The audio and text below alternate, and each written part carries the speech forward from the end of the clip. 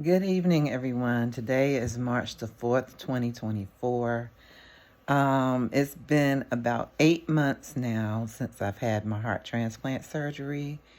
And right now, I'm just having a day of reflection. And I'm thinking about how far I have come, especially since I've gotten home. When I first got home, it was hard to get up off the couch some. I couldn't use my arms because I was still healing from the scar. Um, and if I used my arms or put too much weight or pressure on my arms, I could possibly open up that incision. Um, so I'm so thankful that, you know, all these months later, um, I don't have that problem. I don't, I can use my arms or whatever, but I still try to rely more on my legs because I want to maintain the strength of my legs, if not strengthen my legs even more. Um, it's funny because I'm having the self reflection because not only am I thinking about how far I've come, I'm thinking about sometimes it's like before I pretty much, I'm not going to say I'm totally back to my normal life, but to the point where I'm taking on the some of the regular responsibilities that I used to have prior to my surgery and so forth.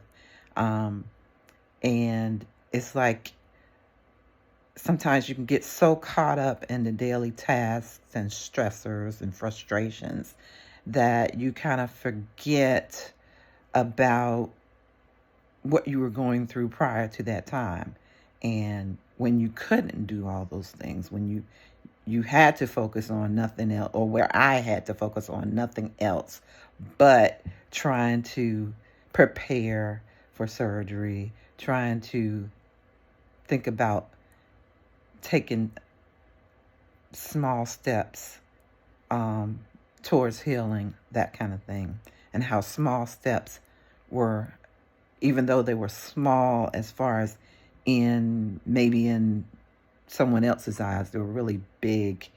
Maybe in my eyes, they were big, and also to the medical staff because they know the story behind, and the history behind what happens when you have um, heart transplant surgery, and some people don't move as fast as others. It's an individual thing. Um, so I'm reflecting to kind of say I want to still be cognizant of everything that I've gone through and to remember to take those moments to be grateful and try not to let those frustrations get me down because they can get you down and they can wear you out, totally wear you out. So now I'm trying to start back with the self reflection. I hadn't been journaling like I used to. I hadn't been taking out as much time as I used to kind of read scripture and that kind of thing. I read, but I wasn't taking out as much time. So I'm trying to start back to taking more time, or at least more productive time in that. But, we're all human. And again, when you start taking on more life responsibilities, you kind of get away from some of those things that ground you or that are more supportive for you. But again, I'm thankful, and I'm thankful that I acknowledge that, and that the fact that I acknowledge it and realize it, that means that I can go back and I can improve on those things. But no one is perfect. But I am so thankful that I have made it this far. I'm doing very well. Can walk up and down the stairs so many times without even thinking about it, when there were times when I could barely get down the stairs, and then I'd have to stay a little bit and then walk back up, you know. Um, but yes, so thankful. And, I'm getting better and better each day. Um, I just want to be, um, I want to be a better person, and I want to be able to help others. And I really want to do some of those things that I really have passion for, and music really is that kind of thing for me. But I'm not able to put as much time into it like I would like to because I'm focused on other things. But I'm going to make a conscious effort to try to work out a plan and take actionable steps towards um, doing those things. You know, um, like for example, I want to learn how to play piano. I can play a little bit, but I don't like really know sheet music or anything like that, but I can play a little bit, like I can pick out a key based on how I hear my voice, that kind of thing. So, and I had some classes before, so I figure I'll just like maybe do some virtual classes, like do some YouTube classes, that kind of thing, um, just to get myself acclimated again, that kind of thing, and take it from there. Trying to set forth a plan so I can actually really put the work in to do what I want to do. And also, I plan on doing some vocal training, if it even if it means nothing, but I find something online and that's free, and I follow that plan. Or even with my keyboard, I can try to practice my own, in my own way, that kind of thing.